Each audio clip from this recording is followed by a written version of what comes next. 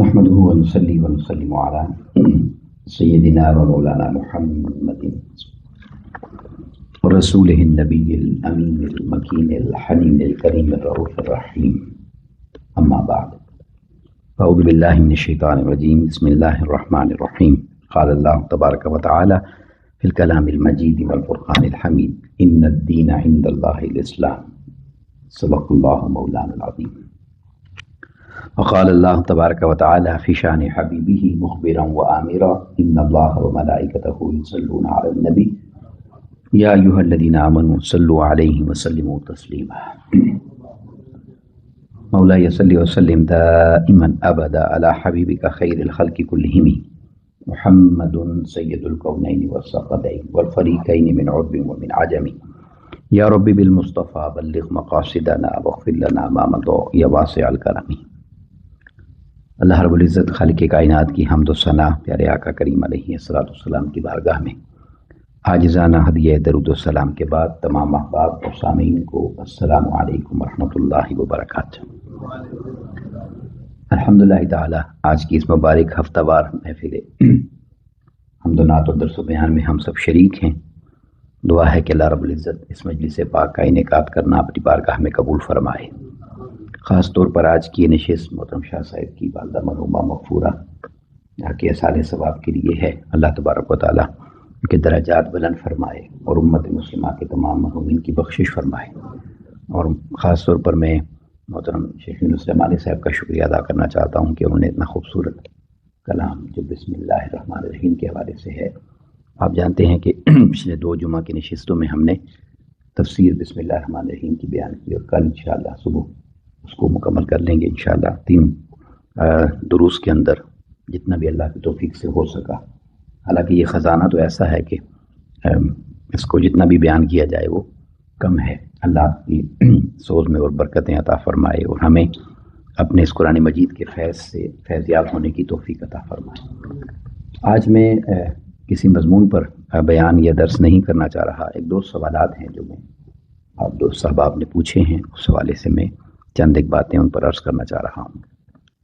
برکت کے لیے جو آیت کریمہ میں نے پڑھی ہے، آیت کریمہ کا حصہ، اس کے حوالے سے ایک بات جو کسی بھی مضمون کو یا کسی بھی بات کو سمجھنے میں مدد دے گی وہ آپ کے سامنے عرض کرنا چاہتا ہوں. جو دین اللہ رب العزت نے ہمیں عطا کیا ہے، ان الدین عند اللہ الاسلام، یہ اس کا محبوب ترین دین ہے اور پسندیدہ ترین دین ہے. اور یہ اس کا ایسا محبوب ترین دین ہے کہ اس نے اپنے محبوب پاک علیہ الصلوۃ والسلام کو یہ عطا فرمایا. شریعتیں اس نے آدم علیہ السلام سے لے کر عیسیٰ علیہ السلام تک انبیاء کو عطا فرمائی، مگر یہ محبوب دین اس نے اپنے محبوب پاک علیہ الصلوۃ والسلام کو عطا فرمایا. اور باقی مذاہب کی جب ہم بات کرتے ہیں تو ایک چیز جو اہم ہے سمجھنے والی وہ یہ ہے کہ جتنی بھی دیگر مذاہب ہیں وہ مذہب ہیں، وہ دین نہیں ہے. دین صرف اسلام ہی ہے. اس لیے کہا گیا ان الدین عند اللہ الاسلام. اب آپ اگر سادہ لفظوں میں سمجھنا چاہیں کہ مذہب اور دین میں فرق کیا ہے تو سادہ زبان میں بتا دیتا ہوں. مذہب وہ ہے جو مسجد کے معاملات بیان کرتا ہے، یعنی اس میں نماز روزہ یہ سب چیزیں آ جاتی ہیں. مسجد کے باہر معاشرے میں کیا کرنا ہے اس کی تشریح وہ نہیں کرتا. ہمیں اللہ نے وہ دین عطا کیا ہے جو مسجد کے اندر کی واقعات صرف بیان نہیں کرتا کہ مسجد کے اندر تم نے کیا کرنا ہے، مسجد سے باہر نکل کے تم نے کیا کرنا ہے وہ بھی بیان کرتا ہے اور اس کی اہمیت زیادہ بیان کرتا ہے. کیونکہ 24 گھنٹے کا جو دین اللہ رب العزت نے ہمیں دیا ہے اس میں صرف 5 نمازیں اللہ رب العزت نے ہمیں دی ہیں، اور 5 نمازوں کو پڑھنے کے لیے بہت خشوع و خضوع سے بھی پڑھیں تو 2 گھنٹے کر لیجیے. باقی 22 گھنٹے جس معاشرے میں گزارنے ہیں وہاں کیا کرنا ہے یہ وضاحت دین دیتا ہے، مذہب نہیں دیتا. تو مذہب جو ہے وہ ایک دن میں 2 گھنٹے پر مشتمل ہے، اور دین تب بنتا ہے جب 22 گھنٹے شامل ہو کر وہ 24 گھنٹے مکمل ہو جاتے ہیں. اب آپ کو بات سمجھ آئی؟ اس لیے یہ ایسا دین ہے کہ اس میں اللہ رب العزت نے پوری زندگی کو اور پورے لائف سٹائل کو بیان کیا ہے. لقد کان لکم فی رسول اللہ اسوۃ حسنہ کہہ کر اپنے محبوب پاک کی حیات طیبہ کے فیض سے. اب یہاں یہ بات سمجھنے والی ہے. اس سے اگلا جو نقطہ ہے وہ یہ ہے کہ بدقسمتی یہ ہے کہ ہم کم علمی کی وجہ سے کہہ لیں، تنگ نظری کی وجہ سے کہہ دیں، کچھ بھی اسباب اس کا ہو، جب بھی کوئی کسی سوال پر کسی فتویٰ دیا جاتا ہے تو اگر اس سوال کو ایڈریس کرتے ہوئے اس کا جواب دیتے ہوئے تنگ نظری سے کام لیا جائے، کم فہمی سے کام لیا جائے اور حکمت سے بات نہ کی جائے تو ہم تو اس کو بڑی معمولی سمجھتے ہیں، مگر وہ دین جو اللہ تبارک و تعالیٰ نے قیامت تک کے لیے بھیجا ہے اس دین پر حرف آتا ہے، اس دین پر حرف آتا ہے. یہ وجہ ہے کہ حضرت معاذ بن جبل رضی اللہ عنہ کو جب آقا علیہ الصلوۃ والسلام روانہ فرما رہے تھے تو ان سے پوچھا تھا، اے معاذ اگر کوئی مسئلہ پڑ جائے گا تو تم کیسے فیصلہ کرو گے؟ تو اب یہ سوال سننے والے ہیں. انہوں نے کہا یا رسول اللہ صلی اللہ علیہ وسلم میں قرآن سے مدد لوں گا. اب آقا علیہ الصلوۃ والسلام نے جملہ فرمایا وہ بڑا اہم ہے. فرمایا اگر تمہیں قرآن میں نہ ملے تو، یہ نہیں فرمایا کہ قرآن میں نہیں ہوگا، اگر تمہیں قرآن میں نہ ملا تو. انہوں نے کہا یا رسول اللہ صلی اللہ علیہ وسلم میں آپ کی سیرت کو دیکھوں گا. فرمایا اگر میری سیرت کا وہ گوشہ بھی تمہاری نظر میں نہ ہوا تو پھر تم کیا کرو گے؟ تو پھر انہوں نے کہا کہ میں اپنے علم سے فوکس کروں گا کہ کون سی چیز جو اسلام کے قریب تر ہے. اس پر آقا علیہ السلام نے خوش ہو کر ان کو دعا عطا فرمائی. مطلب کہنے کا یہ ہے کہ جب کسی سوال کا جواب دینا ہو تو اس طرح اس کو برائٹ رکھنا چاہیے اور کھلا جواب ہونا چاہیے جس میں تنگ نظری نہ ہو، تاکہ دین پر حرف نہ آئے، دین پر حرف نہ آئے. اب یہاں جیسے ایک سوال ہے کہ یہ آپ نے بہت ساری جگہوں پر پڑھا ہوگا، لوگ بیان کر دیتے ہیں کہ میری کرسمس کہنا جائز ہے یا ناجائز ہے، اور بہت ساری جگہوں پر آپ کو مل جائے گا ناجائز ہے. اور صرف ناجائز تک بھی اگر رک جاتے تو بڑی بات تھی، کفر تک بھی لکھ دیجیے کفر ہے. اب یہ بات کر کر اسلام کی کوئی خدمت نہیں ہو رہی. اب جو بندہ یہ بات کر رہا ہے اس سے تو اس بات کرتے ہوئے اور بیان کرتے ہوئے تب سچا ہوتا کہ وہ یہاں آتا ہی نہ اس معاشرے میں. اب اس کی اگر حقیقت کو دیکھ لیں تو وہ عیسیٰ علیہ السلام کی برتھ ہی سیلیبریٹ کرتے ہیں نا، عیسیٰ علیہ السلام کی میلاد کو مناتے ہیں نا. تو ہم تو جب آقا علیہ السلام کا میلاد مناتے ہیں، اولیاء کے میلاد مناتے ہیں، تو جو ایک ذات نبی ہے اس کا میلاد کیوں نہیں منائیں؟ اور وہ میلاد جسے قرآن تفصیل سے بیان کرتا ہے. قرآن مجید نے کسی اور نبی کے میلاد کو اتنی تفصیل سے بیان نہیں کیا جتنا عیسیٰ علیہ السلام کے میلاد کو بیان کیا. بی بی مریم کی وہ ساری کیفیات بیان کی جو میں اور آپ کسی عورت کی بیماری کے وقت بیان نہیں کرتے، اللہ نے وہ بھی بیان کی. تو عیسیٰ علیہ السلام کے میلاد کے لیے اس نیت اور ارادے سے یہ کہنا عیسیٰ علیہ السلام کے میلاد کا حق ہے جو قرآن مجید نے بیان کیا ہے. اب یہ بات اگر ہم معاذ اللہ دوسری طرف بیان کریں گے تو دین پر حرف یہ آئے گا کہ یہ وہ تنگ دین ہے جو کسی کو قبول ہی نہیں کرتا، حتیٰ کہ اس سے وسیع تر دین اور اس سے آسان ترین دین اور شریعت روئے زمین پر کسی کا تصور بھی نہیں ہے. میں صرف آقا علیہ السلام کی ایک سیرت طیبہ کا گوشہ آپ کے سامنے رکھتا ہوں، ذرا آپ توجہ سے اس کو دیکھیے. کچھ اہل کتاب آقا علیہ السلام کے پاس آئے اور ان سے کہا کہ ہمارا ایک مسئلہ ہو گیا ہے، آپ چل کے فیصلہ فرما دیں. ہم جو دو فریق لڑے ہوئے ہیں ہم دونوں اس بات میں راضی ہیں کہ جو فیصلہ وہ کر دیں گے وہ ہمیں قبول ہے. یہ کردار کی عظمت ہے کہ دونوں آقا علیہ السلام پہ متفق تھے. آقا علیہ السلام وہاں تشریف لے گئے. انہوں نے چٹائی بچھائی ہوئی تھی زمین پر. اب اس وقت یہ بیڈ صوفے تو ہوتے نہیں تھے نا، کرسیاں، زمین پر چٹائی بچھائی تھی ادب احترام سے کہ مہمان آ کے بیٹھے گا. آقا علیہ السلام جا کے تشریف فرما ہو گئے. اب آقا علیہ السلام کا سوال سنیے گا. جب انہوں نے مسئلہ بیان کر دیا تو آقا علیہ السلام نے فرمایا میں تمہارے اس مسئلے اور سوال کا جواب اپنی کتاب سے دوں یا تمہاری کتاب سے دوں؟ وہ کتاب جسے قرآن کہہ رہا ہے کہ یہ بدل دی گئی ہے، یہ اصلی نہیں ہے، یہ مولوی جانتا ہے، تو کیا جس نبی پر یہ قرآن اترا ہے وہ نہیں جانتے؟ تو وہ تو خوش ہو گئے، انہوں نے کہا اگر ہماری کتاب سے کریں تو اور ہمیں کیا چاہیے؟ تو آقا علیہ الصلوۃ والسلام نے فرمایا اپنی کتاب لے آؤ، تورات۔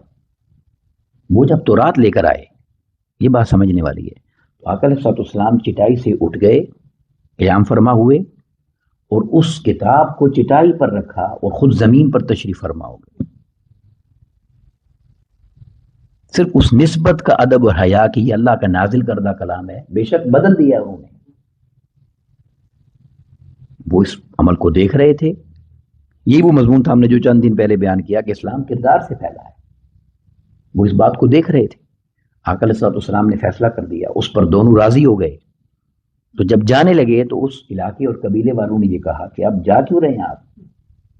جو کچھ ہمیں دکھا دیا ہے اب اس راستے پر بھی چلا کر جائیں۔ تو سارے قبیلے نے آقا علیہ الصلوۃ والسلام کے دستے مبارک پر اسلام قبول کر لیا۔ تو یعنی یہ وہ آقا علیہ الصلوۃ والسلام کی سیرت پاک کے اندر وسعت ہے، اور آقا علیہ الصلوۃ والسلام کے کردار مبارک کی عظمت ہے کہ جس نے ہر کسی کو قریب کرنے کا درس دیا ہے۔ اور یہ اگر ہم اس سوچ کو لے کر نہیں چلیں گے تو دین پر ہمیشہ حرف آئے گا اور دین پر ہمیشہ انگلی اٹھائی جائے گی۔ تو جب بھی کوئی ایسا میٹر ہو جائے تو آپ علماء کے جب فتوے دیکھتے ہیں یا جواب لیتے ہیں تو یہ بات ہمیشہ ذہن میں رکھا کریں کہ جس کے فتوے کو آپ فالو کر رہے ہیں اس کا نظریہ کیا ہے، کیا وہ وسعت کی بات کرتا ہے یا تنگ نظری کی بات کرتا ہے، کیا وہ اسلام کی عظمت کی بات کرتا ہے یا معاذ اللہ کسی ایک کنویں کے اندر بند ہو کر بس یہاں سے باہر ہی نہیں نکلنا وہ بات کرتا ہے۔ اگر یہ کرے گا تو وہ آپ کو کبھی راہ راست پر لے کر نہیں جائے گا۔ ٹھیک ہے، اب اسی کے ساتھ آقا علیہ الصلوۃ والسلام کا ایک جملہ ایڈ کر لیجیے۔ آقا علیہ الصلوۃ والسلام نے حکم دیا امت کو، صحابہ کرام کو فرمایا یسروا ولا تعسروا، خبردار میری امت کے لیے آسانیاں پیدا کرنا، تنگیاں مت پیدا کرنا۔ بشروا ولا تنفروا، ان کو خوشخبریاں سنانا، ان کو نفرتیں مت بانٹنا۔ مطلب تاکہ دین سے لوگ معاذ اللہ متنفر نہ ہو جائیں، دور نہ ہو جائیں، تو وہ محبت دی جائے اور وہ آسانی دی جائے کہ لوگ اس کو آسان سمجھ کر قریب آ جائیں، دور نہ جائیں۔ یہ وجہ ہے کہ حضرت امام اعظم ابو حنیفہ رحمۃ اللہ تعالی علیہ کا یہ فرمان ہے، آپ کا قول ہے، اگر کسی شخص میں 99% کفر ہو، 1% اسلام ہو، تو ابو حنیفہ اسے مسلمان کہے گا۔ 99% کفر ہے، اور ہماری حالت یہ ہے کہ 99% اسلام ہو، معاذ اللہ کہیں ایک چھوٹی سی غلطی انسان ہونے کے ناطے ہو تو کفر سے نیچے تو بات ہی نہیں ہوتی۔ یہ وہ تنگ نظری ہے جو دین سے لوگوں کو دور کرتی ہے۔ اب جو دوسرا سوال آپ لوگوں نے کیا وہ یہ ہے کہ دیکھیں اب اسی کرسمس پہ ایک سوال اور بھی ہے، جب یہ بات آپ ذہن میں رکھ لیں اور کسی سے آپ کو پریشان ہونے کی پوچھنے کی ضرورت نہیں ہے، یہ جائز ہے، محبت سے ان لوگوں کو کہیں تاکہ وہ اسلام کا وہ رخ دیکھیں جو ان کو نہیں دکھایا گیا۔ اور اگر کسی کے ساتھ تعلق ہے، میل ملاپ ہے، تو آپ ان کو گفٹ بھی دیں، ان کا یہی تو دن ہے ایک، جس دن پر ان کو اچھی طرح ملنا ہے، ویلکم کہنا ہے یا ان کی خوشی میں شریک ہونا ہے۔ اس سے کوئی حرج اسلام پر نہیں آتا، نہ دین پر آتا ہے۔ اس لیے آقا علیہ الصلوۃ والسلام کے پاس جب عیسائی آئے تھے اور نماز کا ان کا وقت ہوا تھا تو آقا علیہ الصلوۃ والسلام نے کہا تھا میری مسجد میں نماز پڑھو، وہ مسجد نبوی جسے حرم کہا جاتا ہے۔ یہ وسعت ہے اس دین کی، تو ان کو آپ گفٹ وغیرہ بھی دے سکتے ہیں، یہ ناجائز نہیں ہے۔ دوسرا سوال جو ضروری ہے سمجھنا، جس پر توجہ کرنے کی ضرورت ہے، وہ یہ ہے کہ دیکھیں یہ جیسے یہ پینڈیمک ہے کووڈ کا، تو اس میں یہ سوال کیا جاتا ہے کہ یہ فاصلے سے نماز پڑھ رہے ہیں یا ماسک پہنا ہوا ہے یا ہینڈ شیک نہیں کرتے، تو یعنی یہ سوال ہی نیگیٹو ہے۔ اس کو پازیٹیو انداز سے سمجھنا چاہیے کہ دیکھیں جب یہ نہیں تھا تو کیا کسی نے کہا تھا کہ فاصلے سے نماز پڑھیں؟ جب یہ وائرس نہیں تھا تو کیا کسی نے کہا تھا کہ ماسک منہ پہ لگائیں؟ کیا کسی نے منع کیا تھا ہینڈ شیک کرنے سے؟ ایسا نہیں۔ جب بھی کوئی ایسی کیفیت آ جاتی ہے، ایسی حالت آ جاتی ہے، کوئی مرض آ جاتا ہے، کوئی تکلیف آ جاتی ہے، اس وقت یہ حدیث یاد رکھا کریں جو بڑے سادہ سے لفظ ہیں، المسلم من سلم المسلمون باللسان ویدہ، مسلمان وہ ہے جس کے ہاتھ اور زبان سے دوسرا مسلمان محفوظ ہو. تو کیا ہینڈ شیک کرنے سے جرمز پھیلیں گے یا محفوظ ہوگا کوئی؟ اور زبان اور منہ کے قریب بیٹھنے سے جرمز جائیں گے یا قریب ختم ہوں گے؟ تو ماسک پہن لیں. اور یہ ایک ایسی، یعنی میں آپ کو ایک مثال آج دینا چاہتا ہوں آقا علیہ السلام کی سیرت پاک کی. مدینہ طیبہ جن لوگوں نے دیکھا ہوا ہے ان کو شاید اندازہ ہوگا، مکہ سے بھی بہت دور طائف ہے. طائف کے قریب سے ایک پورا گروپ تھا جو آقا علیہ السلام کے ہاتھ پر مسلمان ہونے آیا تھا بیعت کرنے. اس گروپ کے اندر ایک شخص بیمار تھا جس کو بیماری تھی، کوئی بھی بیماری جو ٹرانسفر ہوتی تھی. آقا علیہ السلام کو خبر تھی کہ گروپ آ رہا ہے، اور یہ بھی پتا تھا کہ اس میں ایک ایسا بیمار ہے. تو آقا علیہ السلام نے ان کو پہلے ہی پیغام بھیج دیا کہ جو تمہارا بیمار شخص ہے اس کو مدینے کی حدود میں مت لانا، باہر چھوڑاؤ. وہ بیعت کرنے کے لیے آ رہا تھا. اب دیکھیں آقا علیہ السلام کی بارگاہ میں تو مدینہ، جسے آپ کیا کہتے ہیں، مدینہ کا پہلا نام کیا تھا؟ یثرب، بیماریوں کا گھر. تو جن کے قدم آوری سے وہ مدینہ بنا ہے، ان کی تو نگاہ ہی کافی تھی اس کی شفا کے لیے، وہ ایک لمحے کی صحبت ہی کافی تھی اس کے لیے. مگر آقا علیہ السلام نے اپنی سیرت سے ہمیں پیغام دیا، اس کو باہر رکوایا اور باقیوں کو کہا کہ میں نے اس کی بیعت کر لی ہے، اس کی بیعت ہو گئی ہے بس. اور پھر اس کے لیے دعا فرمائی، اس کو شفا بھی ہو گئی. مگر اپنی سیرت سے آقا علیہ السلام نے اپنے عمل مبارک سے ہمیں درس دے دیا کہ جب ایسی کوئی کنڈیشن ہو تو پھر معاملات پہلے جیسے نہیں رہتے. تو اب دیکھیں آج کل آپ دیکھیں کچھ فیملیز کے اندر بھی یہ بیماری دوبارہ آئی ہے. تو آپ لوگوں سے گزارش یہ ہے کہ آپ اپنی احتیاط برقرار رکھیں، اپنی احتیاط کو برقرار رکھیں. جہاں گیدرنگ ہو آپ اپنی کیئر کریں، اور وہ بھی اس نیت سے کریں کہ کسی کو تکلیف نہ ہو، تاکہ آپ کا اجر بھی ڈبل ہو جائے. اگر اپنی نیت سے بھی کریں گے تو جان بچانا فرض ہے، لیکن اس کو اگر اور اچھا اجر کرنا چاہتے ہیں تو دوسرے کی حفاظت کی نیت کریں. اب میں قرآن مجید کی ایک آیت آپ کے سامنے پڑھتا ہوں، ذرا اس کے الفاظ غور سے سنیے گا. اب ایک بات ذہن نشین کر لیں، اس قرآن کا ایک دعویٰ ہے، اس قرآن کا ایک دعویٰ ہے، وَلَا رَطْبٍ وَلَا يَابِسٍ إِلَّا فِي كِتَابٍ مُبِينٍ. دنیا کی کوئی خشک اور تر چیز ایسی نہیں ہے جو اس قرآن میں نہیں. دو ہی چیزیں ہوں گی، یا خشک ہوگی یا تر ہوگی، خشک یا گیلی، دو ہی ہوں گی نا، ڈرائی یا ویٹ، دو ہی چیزیں، اور تو تیسری چیز کوئی نہیں ہے. قرآن نے کہا نہ کوئی ایسی چیز دنیا میں خشک ہے نہ تر ہے جو قرآن میں نہیں ہے. اب وہ کیسے ہے؟ اب ان کے اشارے ہوتے ہیں، اشاروں سے وہ چیزیں ثابت ہوتی ہیں. اب ہر چیز اگر قرآن لکھنے لگ جائے تو یہ 30 پارے تو نہیں، یہ تو 3000 پارے بن جاتے. اب یہ ایک آیت ہے، ذرا اس میں دیکھیں، یہ جو ہینڈ شیک ہے، بیماری میں تکلیف میں نہ کرنا. اب دیکھیں یہ واقعہ آدم علیہ السلام کے بیٹوں کا بیان ہو رہا ہے. ذرا ایک لمحے کے لیے سنیے گا کہ اگر اس آیت کو بنیاد بنا کر اس ہینڈ شیک کو کچھ عرصے کے لیے روک دینا کر دیا جائے تو کیا یہ قرآن کا حکم نہیں ہے؟ یہ سورہ مائدہ ہے اور پارہ نمبر 6 ہے، آیت نمبر 28 ہے، 28. اس کے الفاظ سنیے کیا ہے.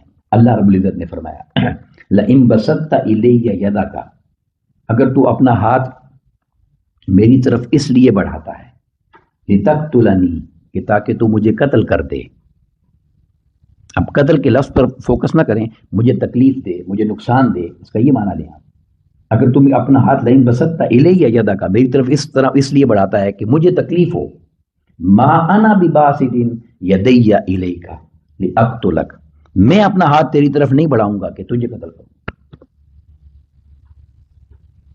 اب قتل کے معنی کو صرف تکلیف پہ لے آئیں، پریشانی پر لے آئیں، بیماری پر لے آئیں. اگر تو اپنا ہاتھ میری طرف بڑھا رہا ہے کہ مجھے پریشان کرے، بیمار کرے، تو میں اپنا ہاتھ تیری طرف نہیں بڑھاؤں گا کہ تجھے تکلیف ہو. اب آپ سمجھ گئے کہ نہیں؟ مطلب کہنے کا یہ ہے کہ ہر چیز کا حل قرآن مجید کے اندر، آقا علیہ السلام کے اسوہ کے اندر، آقا علیہ السلام کی سیرت کے اندر موجود ہے. اگر ہم اس کو محبت سے اور شوق سے پڑھیں گے، دیکھیں گے، تو ہمیں اس بات کی سمجھ آ جائے گی اور اللہ کا شکر ادا کرتے ہیں ہم. اب اگلا حصہ دیکھیں اس آیت کریمہ کا، انی اخاف اللہ رب العالمین. اب تو مجھے تکلیف دینے کے لیے ہاتھ بڑھا رہا ہے، میں کیوں نہیں بڑھاؤں گا؟ اس لیے کہ میں اللہ سے ڈرتا ہوں جو رب العالمین ہے. یعنی مجھے خوف ہے، میں تیری سلامتی کا سامان کر رہا ہوں، تجھے تکلیف نہ ہو، تجھے پریشانی نہ ہو، اس لیے میں ایسا کر رہا ہوں.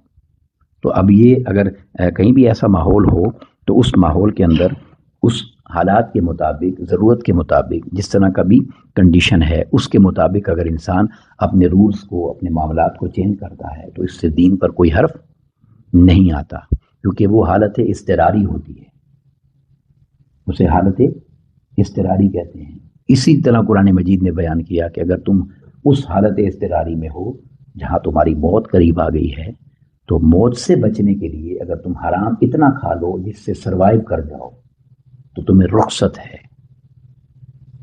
اب وہ عام دنوں میں حرام جائز نہیں ہے، مگر اس کیفیت میں بولیے جائز ہے، کیونکہ تم اس کیفیت میں اپنے آپ کو بچانے کے لیے کر رہے ہو۔